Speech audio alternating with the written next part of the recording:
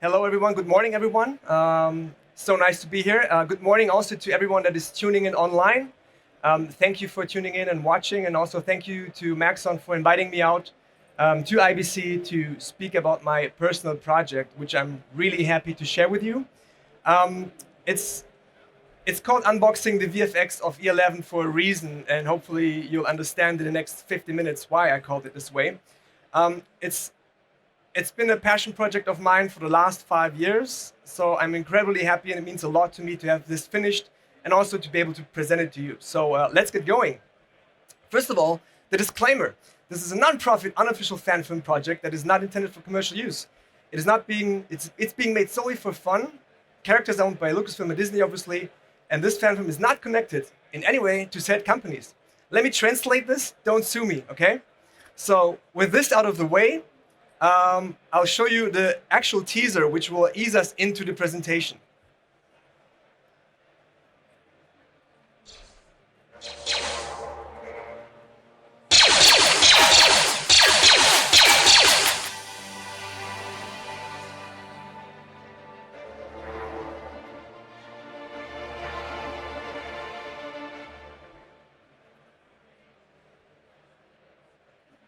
So I made it to release it on May the 4th, which is Star Wars Day, obviously. So I'm very chuffed about that, to make that deadline. I postponed it like 3 times, which is a good thing eventually, because it helped me to refine it and make it even a better version of what I wanted it to have.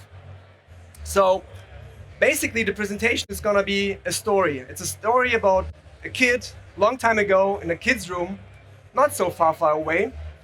And actually, it began about 35 years ago when I was, doing my own comics of Star Wars and drawing, and this is how it started, and technically this is how it's going. So I was always intrigued, and it triggered this emotion and this desire to create. Not knowing that motion designer, filmmaker, etc. could be like a job, whatever, but technically it triggered the fantasy and the desire to create. So my parents were so kind to gift me this to my 40th birthday. I didn't even know that this existed. They took all the drawings, they saved them. I was about 7 years old, I think, when I drew this comic. So they laid it out and sent it to me, which was nice. This led to studying design in Mannheim and also applying to Lucasfilm as an intern in 2003, that was, I think, or 2002 actually. I'm not sure. Anyway, almost 20 years ago. I even got a reply, basically, which said, thank you for sending this in, but, you didn't make it, which is fine for me. But, of course, I was heartbroken. But I tried to, work harder on my stuff and, finish my studies and be the best I can be. So technically, you could also call this short film The Revenge of the Declined Intern. Just kidding. That's not the title. But the idea was born in 2017, and I'm doing a lot of unboxings myself from Wacom tablets and monitors and displays and software and tools that we as creatives are using. And then I was building my Stormtrooper costume at that time, and then I got a blaster, and I'm building the blaster and spray painting it, and I was like, okay, hang on, how would someone unbox this blaster? And then, okay, how would someone in the Star Wars universe unbox that blaster? So that's the elevator pitch technically. So there's Stormtroopers, but there are reviewers and influencers like we have in our world, but they're doing their stuff for the Imperial propaganda. Okay, so that's basically the idea. And then, script writing began, and I thought, okay, it's gonna be a simple shoot, green screen, a little bit of backgrounds, a little bit of Cinema 4D, a little bit of After Effects, and done. That was the idea. I wanted to use real props with a lot of in-camera effects. We used the Blackmagic Pocket 4K camera for that. Obviously, real costumes. Filmed it in 4K. We wrapped right before the pandemic hit in 2019. A lot of green screen, a lot of cinema and After Effects stuff. But then lockdown happened. So I thought, okay, why not just go the extra mile and do it in full 4K, but also do all the backgrounds natively in high definition, like fully detailed, not just a matte painting, but to model every nut and bolt. And that was also the time when I decided, okay, I can use this personal project as a learning experience to add to my skill set by learning new tools and new workflows. And you can watch it on e-11.net on YouTube. It's free to watch. It's unmonetized. It's accessible for everyone. It's about 9 minutes long, but I'm only going to show you the first minute and a half or so because there's so much to talk about how it was made. So enjoy the first bit.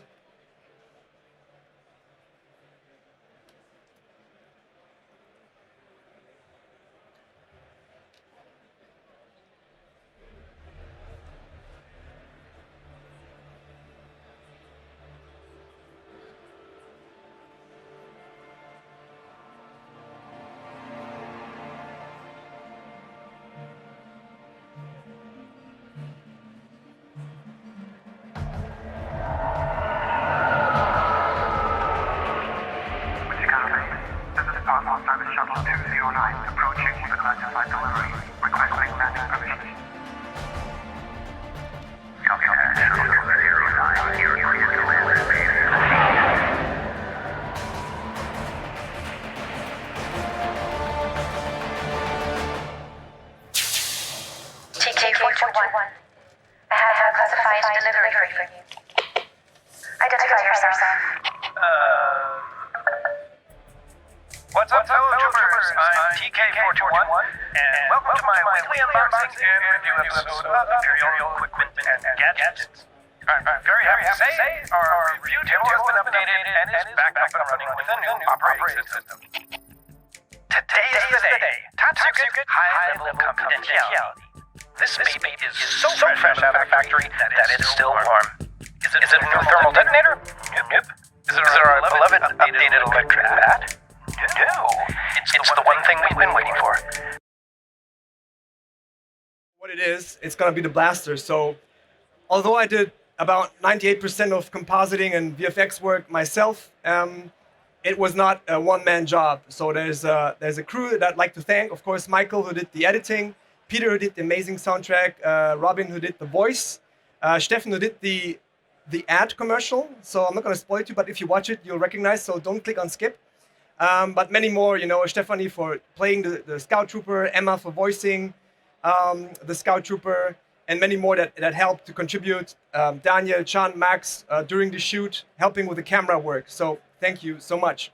So why put in so much work into something that you cannot monetize? Is it worth it?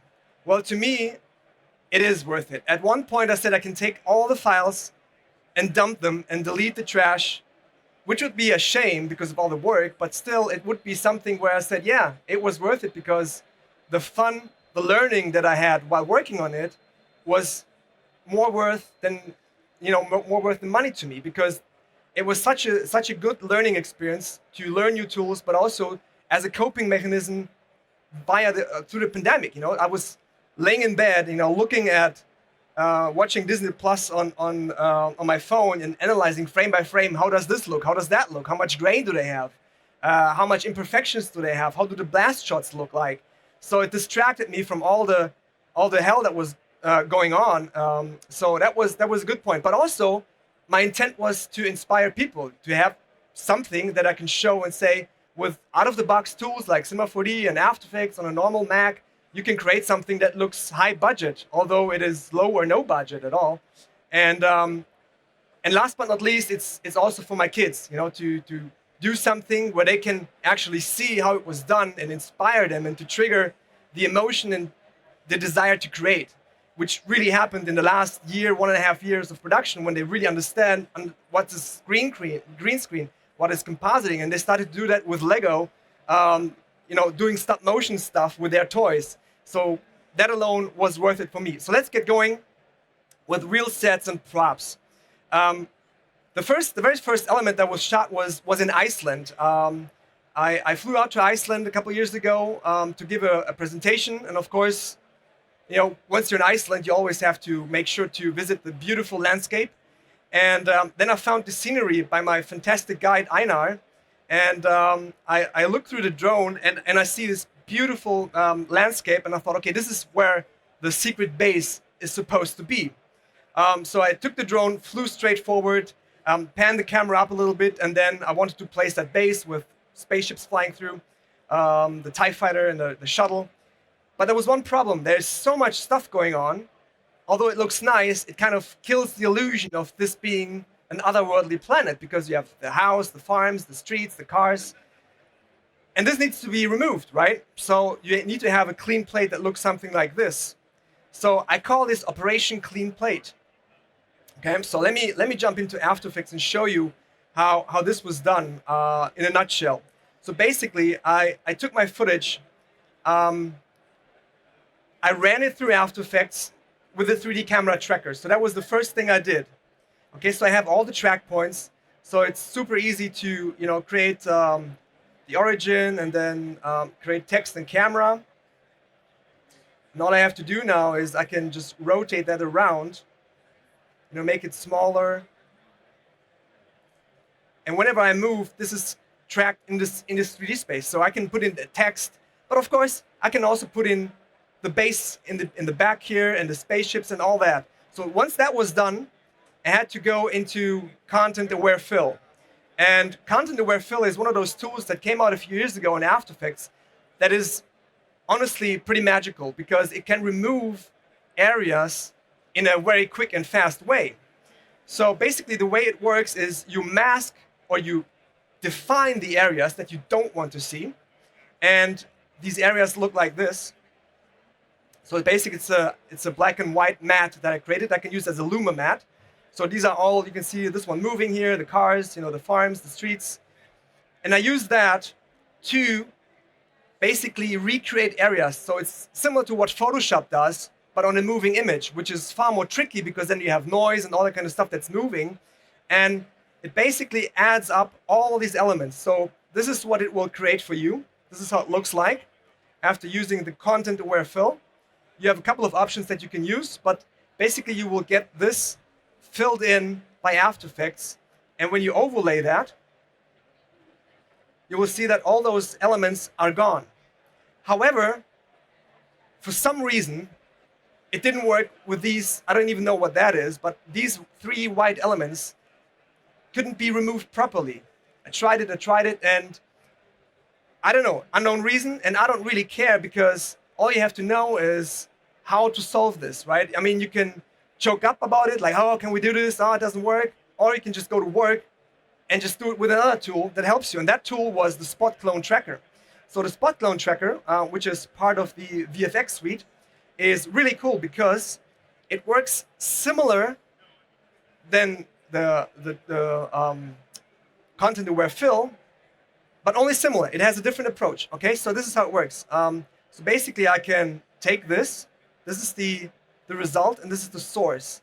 And it's very similar to what you know from Photoshop, for example. And you can go ahead and you can make the size smaller. Let me go in and zoom in a little bit. So let's make it, I don't know, 15 or so. And you can define the shape just like this. And as you can see, it will define the shape for the source as well. So you can make sure that this lines up quite nicely.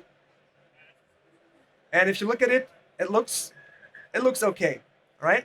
I can, of course, refine it even better. But that's it. But now this is only for still, but we want to remove this on multiple frames. So that's why it's called Spot Clone Tracker, because it clones, but also it tracks. So I always recommend turning off wireframes and tracking preview, because it says faster tracking. So let's go ahead and just click on that. And this will track that. You can see how it's moving down, but you don't get a preview. And I'm going to do a few frames. But as soon as I let go and I narrow this area down, you will see that it perfectly, of course, I have to move it a little bit to align it. But you get the idea. This is how the Spot Clone Tracker allows you to use the Content Aware Fill in conjunction with Spot Clone Tracker. So the combination of these two tools will make you, will give you a good clean plate that at the end looks like this. So if I play this back, I need to remove this one. You will see that we have a pretty decent plate that we can use, color graded, add a couple of ships, and that's done. So that was good fun. And here you can see a little breakdown on how it looked before and how it looked after. Add a couple of turrets, add a base, which was built by my friend Saad, the ships, and off you go. So that was a lot of fun to do. Little info, the planet is called Muchicana, okay? Everyone knows the planet name, right? Muchicana, it's a famous planet name. No? No one knows it, of course, because my kids came up with a name. They said, oh, this planet is called Muchicana. I was like, yeah, of course it's called Muchicana. So that's, it should become canon. Do you hear me, Disney? All right, let's talk about lights. It was super important for me to use real props, the real costume, with a real camera, not only for the fun of it, but also to learn. So I didn't have a volume like ILM has. I only have my little studio, which has some room, but so I had this idea of using my softboxes and using the gobo or the matte principle, cutting out of black sheet, little by little, one by one, all those little pill-shaped shapes that actually make up those Star Warsy lights. And I put them in front of the softbox, and you can see that I'm happy with the result, and doing some close-up tests of how the reflections look on the helmet. And this allowed me to integrate the real Stormtrooper with the CG environment that I did in Cinema 4D, because I knew where I want to put the lights. So I had the same reflection that you would get in the real environment, although not using the volume, but technically the same basic principle. The same for the entry, when the scout comes in, I knew I wanted to have those two lights on the corridor. So whenever she walks in, she gets illuminated, but also you see all the reflections. Again, the same for the shooting sequence. When the Stormtrooper is shooting, two things were added, actually. So the light on the left, no light on the right because he's shooting into the dark corridor. But also we have this little flashlight on the right that is remotely accessed. And basically we were timing it with my friend Sean. He was counting down, and I tried to, be in sync with the lights. And this gave us some real nice illumination on the armor, which was good fun, which resulted in a look like this. But of course, all the elements have to be designed, every single pixel, which meant also labels, stickers on the box, barcodes, and yes, you can scan that barcode. It will lead to my website. So just an inside joke. So everything that is in Arabesh does actually make sense. There's people on YouTube translating that stuff, which I actually hoped for, but didn't expect. But they're actually going in and translating all this stuff. So everything makes sense. My Arabesh is not so good. So if you can read that, be my friend. And then, of course, all the logos had to be designed. I came up with this design super late. But yeah, I still think it holds up. So it was a lot of fun. Before we go to the desk, actually, yeah, let's go to the desk. I can show that later. So the desk was the main prop. It's a real desk. It's an IKEA desk, and it had to be designed so it looks like in universe, right? So in Illustrator, I created all those shapes, studied the language of what does it take to make it look like this. How thick are the lines, how much black, how much red, what is the ratio. So all this was printed out on A4 sheets of paper, then glued together on foam board. I put holes in it. This was also printed out paper, taking a diaper can or canister.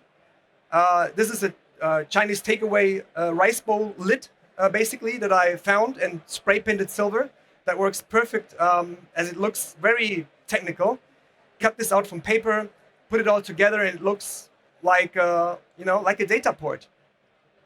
I couldn't walk around the house without looking at toothpaste caps, without seeing anything that could work in this environment. So collected these, spray painted them silver, put it all together, and then it looks like this. So somewhat believable, with a little hole cut out. So you might be wondering, so where does Cinema 4D and After Effects and all this come in?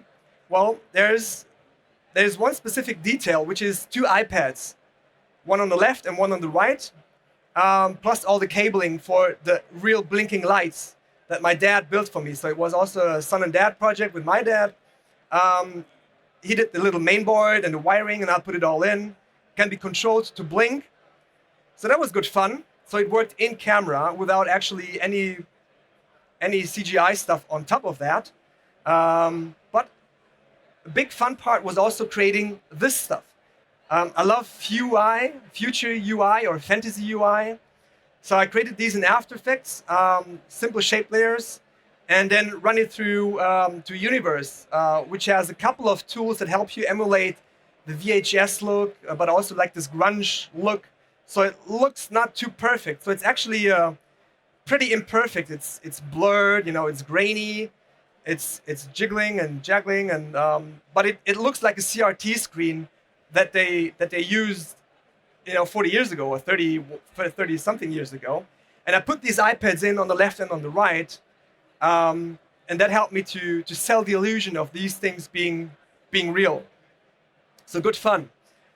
All right, let's talk about the CG sets. One thing that was super important for me was the silhouette. Of course, the Stormtrooper is a very, very distinct design. Of course, everyone recognizes that. But for me, it was always important to keep the composition in mind on how much does it separate from the background and how does it look. Because I knew putting this on YouTube, a lot of people are going to watch this on their phones on a very tiny screen. So it still should work. Like a YouTube unboxing video also works on the phone because many people watch that on their phones. So that was big fun. But how can I create all the panels and basically all the background, all the CG stuff that had to go in? Well, for me, I'm not the best Cinema 4D user out there. There's I would say probably everyone here on the booth is better than I am in Cinema 4D, which is fine. But I can sneak my way around things to the look and the design and the result that I want to have. So it's super basic stuff that I'm doing here. I technically designed the panels and this blast door as an example in Illustrator. So I went to Adobe Illustrator, designed this because that's where I feel very comfortable with Bezier curves and all that kind of stuff. But then I saved this as an Illustrator file, and then you can drag and drop this into Cinema 4D, which is fantastic, right? Before that, I was using the ArtSmart plugin that was created by Mr. Rick Barrett himself, which is a fantastic plugin. If you're a motion designer, you've probably heard of it or should have heard of it, how you can import text and graphics into Cinema 4D. Now it's built in natively since the last few versions, but it allows you to extrude the shapes that you have designed in Illustrator and create this shape that will be the blast door that will be sliding on and off. So of course, it's not a one-click done scenario. Of course, you have to go in and bevel all the edges and create a UV map. Then I took to Substance Painter to create all the textures and everything on that. And for Substance Painter, I didn't know how to do the textures at first. And my dear friend Can Eruman, who's sneaking around somewhere, recommended to use Substance because that's what he's using for his characters. And I was like, okay, let's give it a try. And Adobe was kind enough to help me with Substance to get started with it. And I had so much fun. It was incredible. I started to paint all those weathered edges.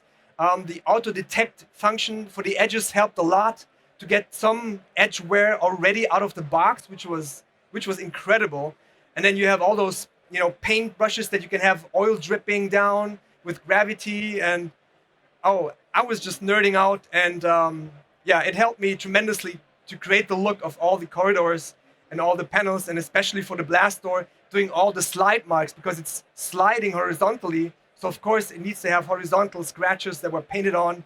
And at the end, I was creating 5 different panels, all based on how it looks like in the original trilogy. There's very little reference that you can use, so I was eyeballing it more or less. I think it's 2.20 meters or 2.30 meters high. So I didn't have any reference, so I was guessing that number. But at the end, I had a couple of elements that I could use to distribute it along in the room. So I was using a combination of manual positioning as well as MoGraph to replicate multiple elements, especially for the shooting range, which is a very long corridor. So I was doing like one block and then just replicate it over and over, which worked fantastically and super easy to do. So this is a couple of stills on the development. The shooting range was built, actually everything was built as a 360 set, so I could place the virtual camera anywhere I wanted to make it work best with the real lights that were used on set.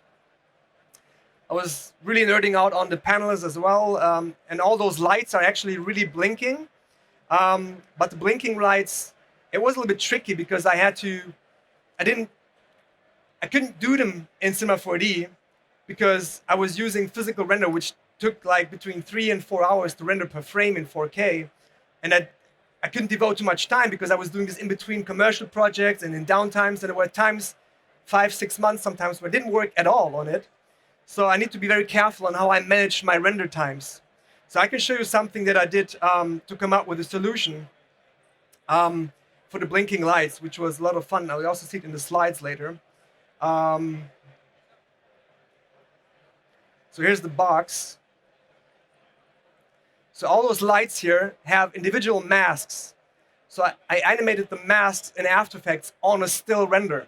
So basically the on and off is in After Effects and the main render is out of Cinema, which is so much fun. And while we're at it, I also want to talk about SuperComp, which is also a tool for the first time that I used for this project. I was a bit hesitant because it's kind of like a new workflow and you have to think outside of the box, but I show you why it was so valuable for this project. I cranked it up a little bit here for this section, and SuperComp basically is a tool that allows you to comp background, foreground elements together in a very clever way. So internally, it works in 32-bit. So regardless of what you set up After Effects to, and basically the way it works is you have your source layers here, and it's not recognizing the layer order that you have in After Effects. Okay, so basically you have to fill it up in SuperComp with what you want to have. So I start with my background, then I have my troopers, and then I have my foreground. So I have these three elements that also work in conjunction with After Effects on top. So you can layer this mixed with the SuperComp layer that you have right here. So why is it so cool? Well, once you have the layers applied, you can add multiple tools with this dial here, like light wrap, haze, optical glow, color correction, all this kind of stuff you can add to that specific layer. And you have clever tools like Edge Road that allows you to fine-tune the edges. Everything was keyed with Primate, so the edge was okay, but I had difficulties to really merge it with the background. So using Edge Road as well as Edge Blend allowed me to really make sure the edges are not too sharp, not too soft, but most importantly, the light wrap helped incredibly to integrate the shot. I cranked it up a little bit. I had it at 20%, but if I turn it off, you will see what light wrap does. Okay, so light wrap basically, wherever you have a luminous background, like a display or a light source, and you walk over it, it will illuminate the edges of whatever is in the foreground. And this helps to integrate the foreground, the real foreground, with the CG background. And the cool thing is, and this is really insane, it is interactive. So if you would have a moving background, which I didn't have, but I have a moving foreground, but let me show you, if you move the background here, watch what happens here on the right. Okay, so you can see the light wrap travels properly. So when I move this up, you will see this light wrap come in on these edges here. And this helps you to integrate the shots really, really well. It's just phenomenal. And also works really well with, light sources, or let's say fire or sparks that I used a lot for the shooting sequence, that helped really to tie in the look and feel of the shooting range, which I'm going to talk about now. It's this set where the climax is happening, where he's testing the blaster. Initially, my friend Max designed this in Element 3D, kit bashing it with elements that you can get from Action Essentials, I think it's called.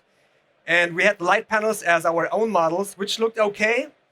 But somehow I wasn't so happy with the way it didn't look so Star Warsy the way I liked it. And it became quite heavy to navigate because, the more models you put in, the heavier it gets.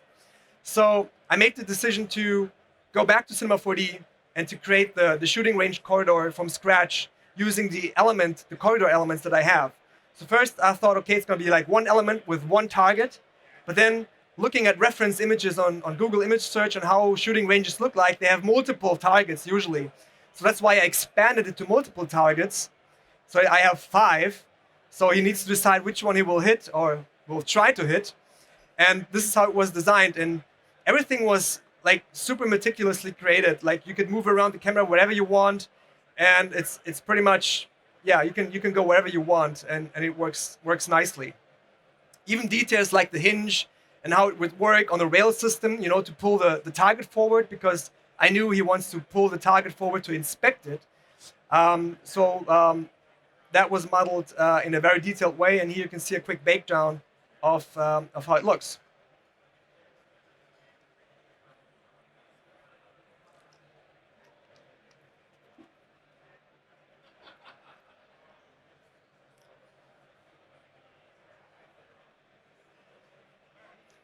Then we go back, and then you can see how it looks integrated, him giving his best. Cool. So let's talk about scopes and mouse. This was my first, sorry, let's go back this one. This was my first test. Doing it in Element 3D, the corridors that Andrew provides with, not super accurate, but it kind of works. But I wasn't so happy with the result. And then again, I was in lockdown, so I thought, hey, why not rebuild this in Cinema 4D? And for the first time, use Redshift render, because I told you, like in physical, it took a long time to render. And then at that time, Redshift was not out on the Mac. And I'm a Mac user, so I had to wait a little bit. But then Redshift came out, I thought, okay, this is the perfect scene to get myself going with Redshift. So I created this mouse droid, did all the textures, and voila, here's my very first Redshift render all time. So this is like the first thing I rendered out. I had some help from my friend Chan, who helped me with Redshift on how to set it up. But I was super happy. The render times went down from 3 hours to like 3 minutes, literally, per frame. And I was like, oh, wow, okay, I can have a moving camera now. I don't have to have a still now. So that was big fun to create that. And I will show you a trick that I did, but first I will walk you through the corridor so you can see on how the mouse droid looks like in his natural habitat and where this whole review room is located. Of course, there's an open box.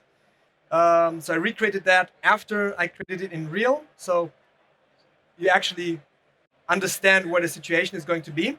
But talking about this corridor and how it looks like, I want to show you one thing that really stood out for me. So I animated the camera like this. So basically we have this scene where he's testing out, looking through the scope, testing out the blaster. It's a very jaggedy, unnatural movement, okay? It doesn't look too good.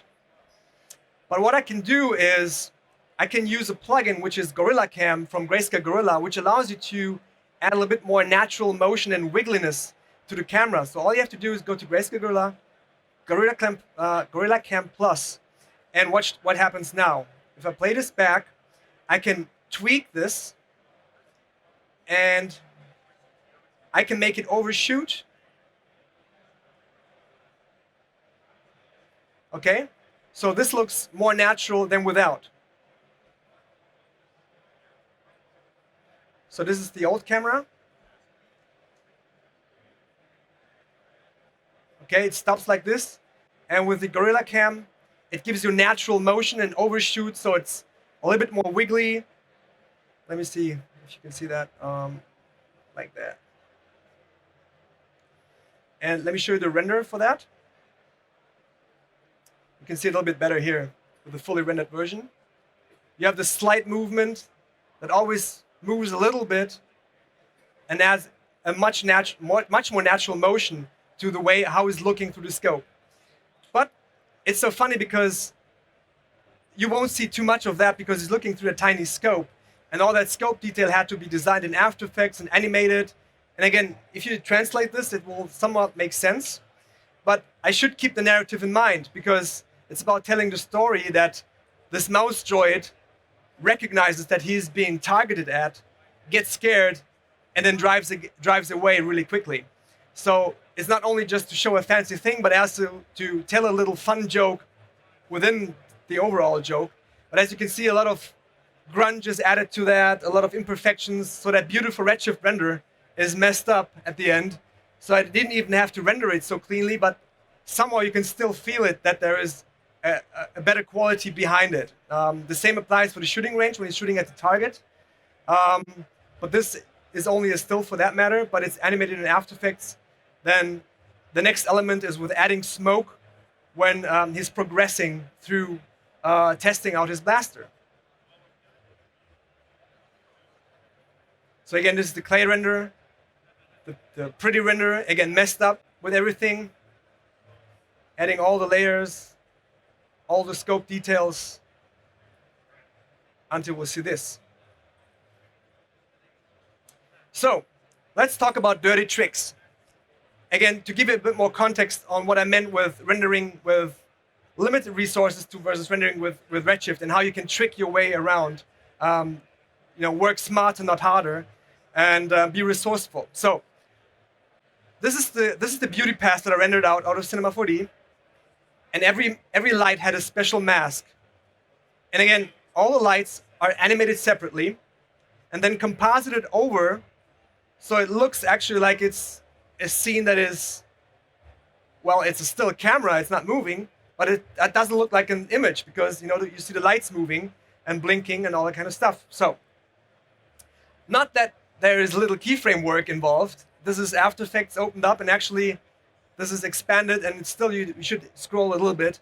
So these are all the keyframes for the lights. So there's a little bit of work involved, but then again, animating all those lights in cinema would mean that you have to render multiple sequences and not a still frame. And the same principle was used for multiple things, like, let's go over this one. For the shooting range, for example, the same principle applied there. All the lights are rendered separately, comped over, but also for the shooting range sequence when he's actually shooting the blaster. Okay, so this is the part when he's shooting, and this is the clean plates combined with 3 frames. Okay, so let me show you a bit more detailed in a moment. This is with blur, this is with color correction. These are the lights separately. This is the VFX stuff. I took away the smoke, it was too much, by the way, so it's not in the finished. And this is the finished frame. Of course, I layered some optical flares on top, muzzle flashes, and let me show you how this was done. So going to our shooting range, I can break it down for you. So if I open this comp up, you will see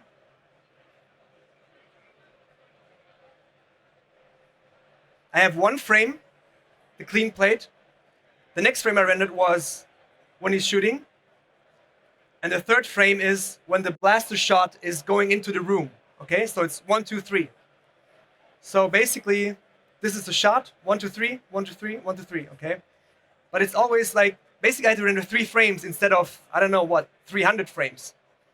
But I was compositing it together, so whenever he's shooting, it looks like the blast shot is moving away, and the illumination is right, because it's a real light source that travels from left to right, mimicking the blaster shot. And of course, you had all the blinking lights, and you can see, I think they're here, a couple of keyframes for that. Okay, going back to our bang. This is how it's composited together, and it's so funny because I was using footage elements for the muzzle flashes. So I was done with 95% of the shots, and then Maxon came out with Bang, which is a plugin that allows you to create muzzle flashes very intuitively. So I was like, oh damn, I'm done already, but I think I use it for 1 or 2 shots. And let me show you how this works. So let me get rid of that. Create a new layer, call this Bang, and add Bang to that. And there you have that muzzle. You can choose whatever you want. It's for your action sequences. It's pretty straightforward. It doesn't really matter what you choose. It's good for a reference. But you should go ahead and use it as add. And of course, ideally, you go in here and go into Super Comp and add it in Super Comp as well, so it plays nicely with everything. Okay? And it's also recognizing it as additive. So that's done. And now I can start moving the bang. So basically you move that over here and that over here to create that muzzle flash, and it is pretty intuitive because it allows you to shape the muzzle flash to your liking. So if you want to have something that looks more sci-fi-ish like this, for whatever reason, with two little muzzles, then you can do that. So you can actually shape that. And whenever you want to have a shot, you click on this to fire it. It will create a keyframe. You move on to the next frame, and then it's gone. So you move to this frame, you click on a keyframe, you move to the next frame, click on a keyframe. Okay, so this will actually create that firing for you. That works pretty well. And one thing that is really smart about Bang is actually being able to use illumination for the subject. Okay, we have natural illumination, as you can see here. If you zoom in a little bit, you see in the eyes and everything, you have the illumination. But it's always good to add a little bit to that. We created a matte that looks like this, and I can use that matte here. Going to interactive light and select interactive matte and crank up the lighting. Let me show you individually. Effects and masks. So whenever you're shooting, you can see, can you make it out on the screen? Okay, so this will illuminate our hero even more. So this will help again to composite it in more naturally, in a more natural look. So of course, the target had to be designed, everything had to be created. This was drawn on the left by my friend Mace. So everything come together, it looks like this, the same principle. I rendered only the moving element, and the background is one still image that is moving up. So that was good fun. And 5 minutes? 3, okay. Jonas is killing me. So you can see that using a vector pass for the motion blur helped me to interact with that really well. And this is the shooting sequence. Okay, so I'll be using the new scope to aim at the target far end of the shooting range. Okay, here we go. Whoa! Oh, wrong setting there. All right. Fix that. Okay.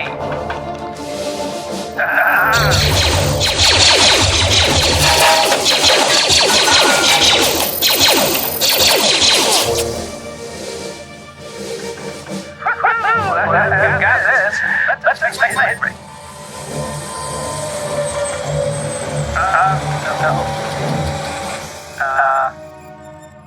Hold on. Okay, so one last bit that I want to quickly cover for the last 2 minutes is a little test sequence that I did with my friend Shan. So you see a Java sequence in the movie, but this one is not in there. And this was my first test to try out SuperComp combined with fire and smoke, but also play around a little bit with Redshift and with the Java character. So this is our poor Java being disintegrated. And this is a breakdown of how it was done.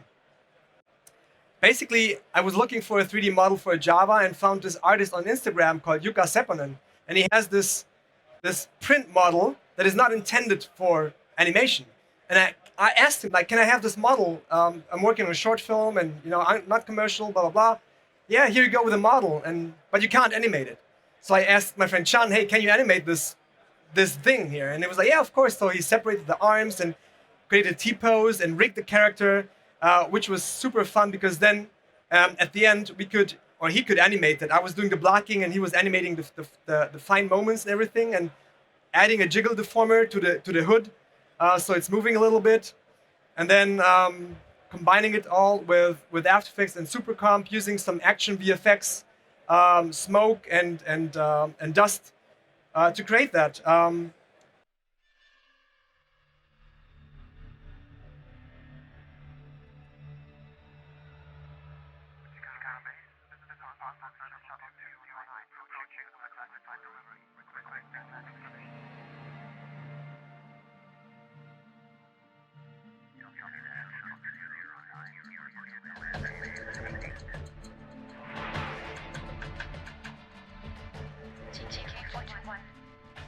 classified delivery for you. I'm TK41.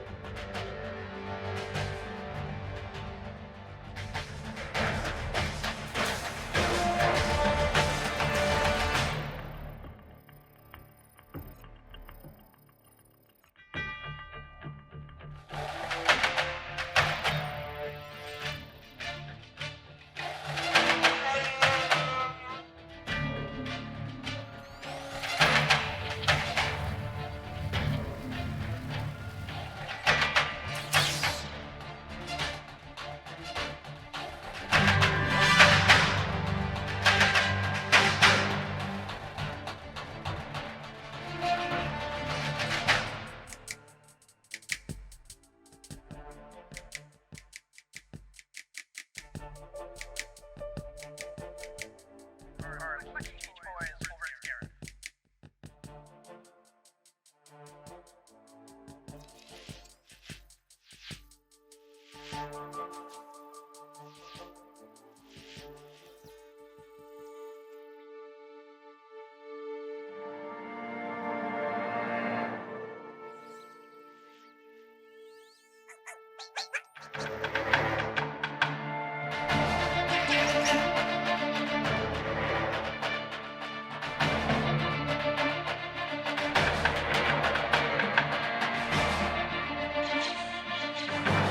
Ready for command.